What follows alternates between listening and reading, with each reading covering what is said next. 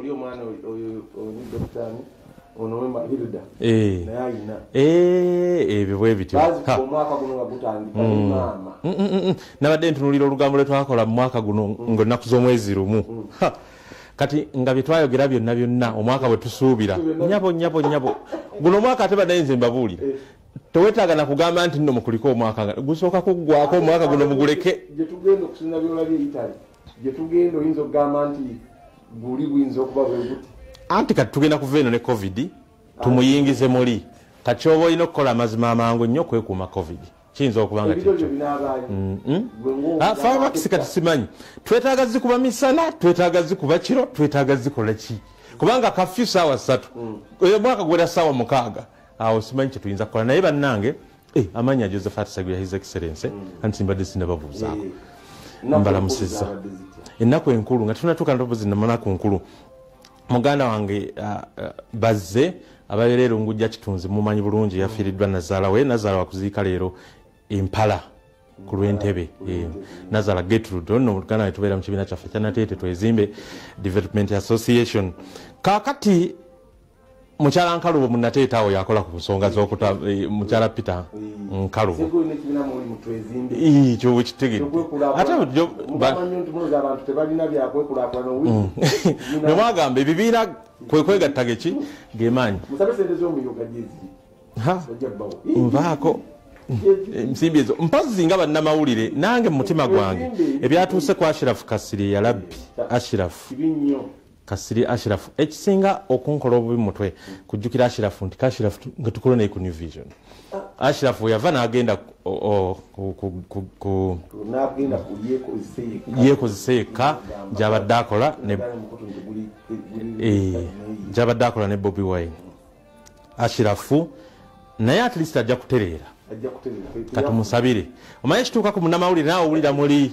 kuba it's a profession yeeyo gye tulimu tetujja kuva mu mawulire mivule annange ate era rest in peace Frank Kanyamoyo omanyi abantu bolaba nga batuuseko obamanyi bulungi Frank mbadde mulabe wakakati poliisi egambye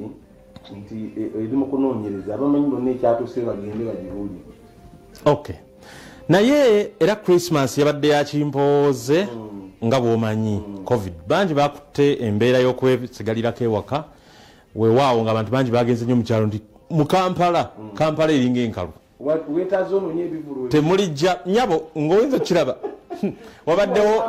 Rita Penny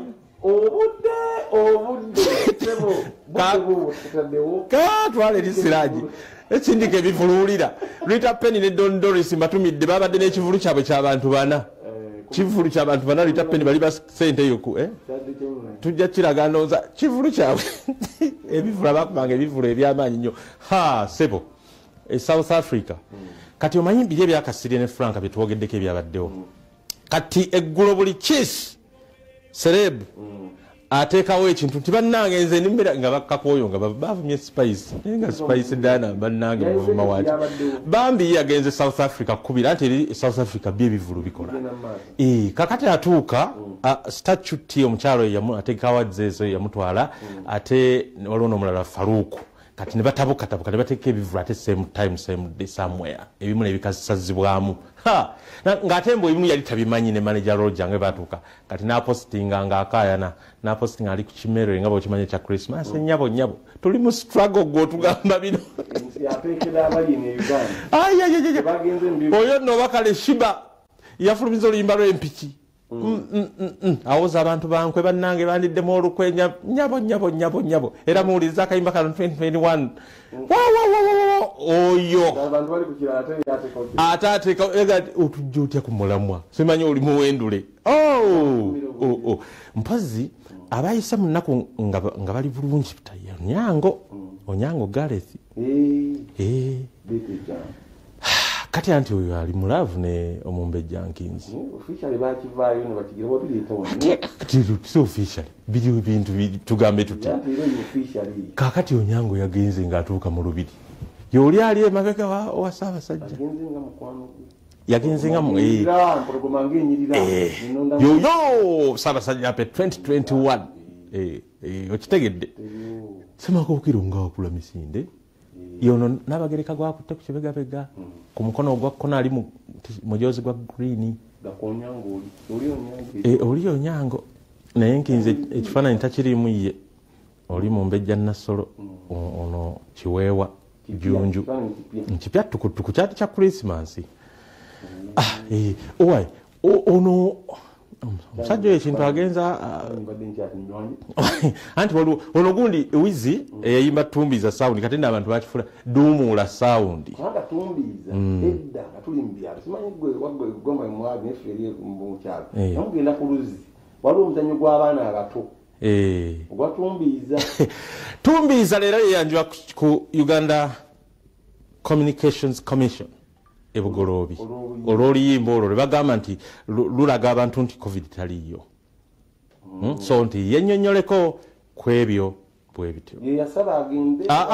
oyinza okwesabira naawe anti Minister of Health yawandiikira akakiiko kali UCC ega nti oluyimba luno lulimu ebirumira ku bulwadde obuliwo kakati waliwo abantu abajeganyiza ate era birthday zaabwe mu Christmas muno amala yazaalibwa n'ekitaawe Kenzo ku lunaku lwe mbasharinga olunaku olwo tinga 26 bokisingidde Amelia namba na birthday yabadde ku Africana ku Friday Saturday oyo Juliet zawedde n'omwami we mu United States ababa ono Katumba yamalidde kwa Pastor Bugenda babuyo akakasajja katuusa okwata ekifungo ekyokutaano mu kalulukalu kasinga abantu abajja okwewunyisa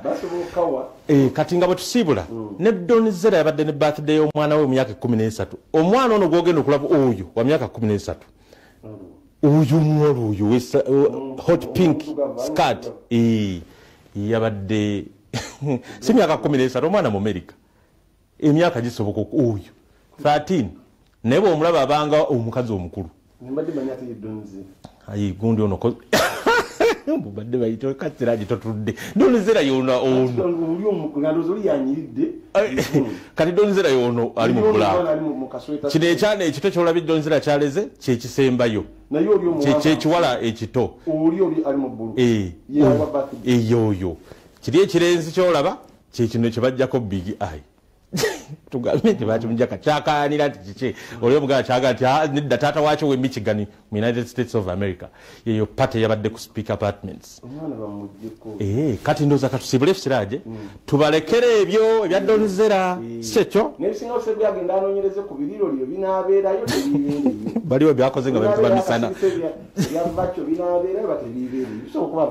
kale Josephat Sebya is accepts.